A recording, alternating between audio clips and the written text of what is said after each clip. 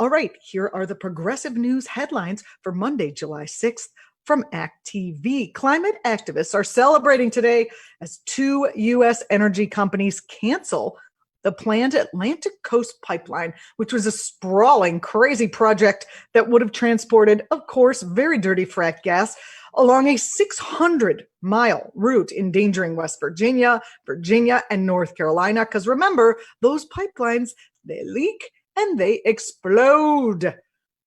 The announcement comes after years of widespread grassroots opposition led by vulnerable local communities, as well as national environmental organizations.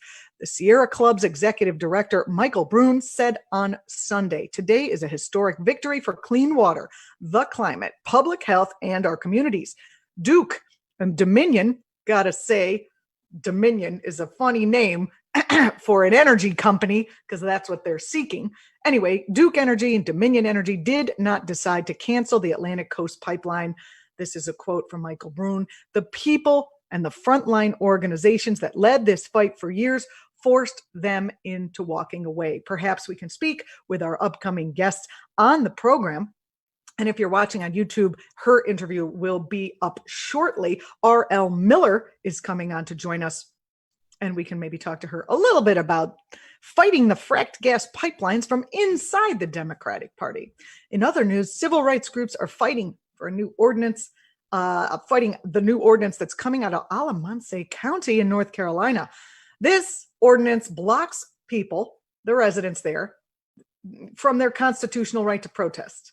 We can't let this fall anywhere. This is ridiculous. Okay, last week, the city of Graham, North Carolina, announced its police department would not be issuing protest permits during the city's current state of emergency. The Lawyers Committee for Civil Rights, under the law, the ACLU, and a local law firm filed the lawsuit and a temporary restraining order on behalf of Alamance County, NAACP, and 8 individuals who were planning to protest at the county courthouse in the center of Graham. The courthouse is the site of a Confederate monument, and like similar statues, it has drawn demonstrators in recent weeks among the ongoing nationwide uprising against racial injustice and police brutality. These people want to protect their statues, and I believe they have been emboldened by President Trump. I don't know if you saw his speech in front of Mount Rushmore this past weekend, but he basically said that he would protect this monument, Mount Rushmore, against the hordes and throngs of liberals who are intent on destroying our country's history. And yes, we would like to release our country's history. That is not something that we can be proud of, and celebrate the history that we can be proud of, because that is there too. But it's not in slave owners' hand. That's not, warriors are not what we want to celebrate. We want to celebrate peace people. Is that okay? Could we do that for America? You can go to the ACLU of North Carolina. That's ACLU of North Carolina. I have to spell out the whole state. .org to follow this case and learn how you can support protesters in North Carolina. It's very important given the fact that once precedent is set, other counties are going to start doing the same thing. In other news, Congressional Progressive Caucus is calling on Congress to pass legislation combating the pharmaceutical industry's effort to, profiteer off a pandemic by, there have been price gouging. They're imposing exorbitant prices on people infected with the coronavirus. The push to rein in drug companies comes in the wake of Gilead's announcement that it will charge U.S. hospitals $3,120 per privately insured patient for COVID-19 treatment. In a statement, progressive lawmakers wrote on Wednesday, "Sadly, we've seen all too often from Big Pharma, saving lives is incidental to their business model. The profit motive always comes first." You need to call your member of Congress and tell that person to support the Make Medications Affordable by Preventing Pandemic Price Gouging Act. That is on the table right now. Please call your representative and tell them you want to support it. Make medications affordable by preventing pandemic price gouging. Right after the Supreme Court delivered a victory for reproductive rights, anti-choice activists are back at it in Iowa. These people never rest. This week, a judge temporarily blocked enforcement of Iowa's new law that requires a 24-hour waiting period before an abortion. The bill was passed with GOP support just before the legislature adjourned, and then quickly met with a lawsuit filed by Planned Parenthood. Kristen Ford, the national communications director with the group NARAL, Pro-Choice America, doesn't think the delay will ultimately deter conservative leaders in states like Iowa. According to Ford, politicians who are hostile to the right to abortion will continue to try to get the promise of Roe v. Wade gutted. More than 25 states have some form of waiting period before a woman can have an abortion. We are going to be having Heidi Seek from Vote Pro-Choice on our program within the next couple of days, possibly a week. I'm not sure exactly when we pinned her down to be able to come on here, but we will definitely ask her about this, and she can give you the kind of clarity and the kind of conversation that it's really important to stay a part of in terms of those waiting periods and the kind of pressure that puts on a woman, especially, people with limited means.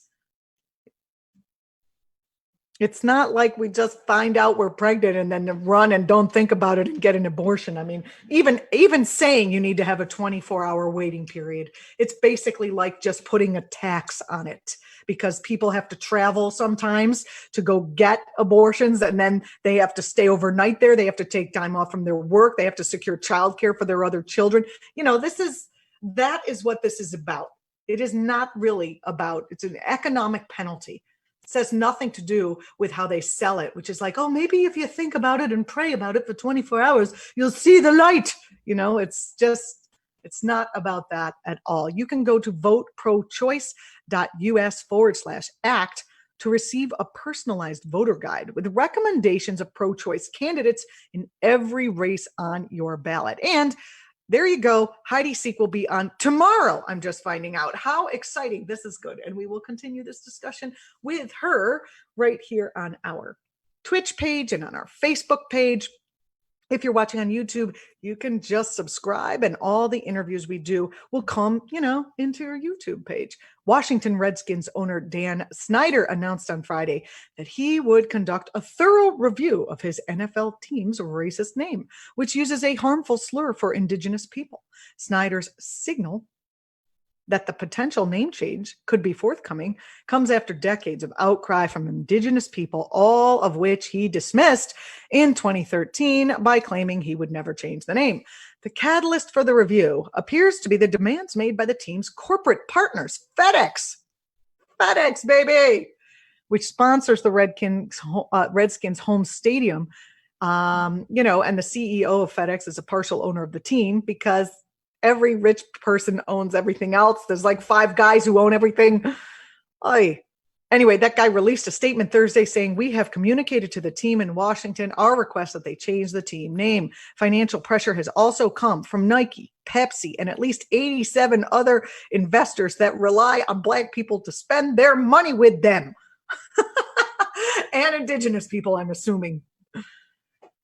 Yikes. Those investors have a collective net worth of $620 billion. That would be a lot of money for the Washington Redskins to lose. One of my first interviews I ever did on the Julianna Forlano show on WBAI and Progressive Voices was with John Kane from Let's Talk Native. If you don't know John Kane's program of Let's Talk Native, or if you've never really tuned in to a show hosted by a Native American around Native American issues, that is a good one to find. Just Google it. Let's Talk Native with John Kane. I'm Julianna Forlano. You've been watching ACT.TV's live progressive movement coverage. If you're watching on YouTube, don't forget to subscribe.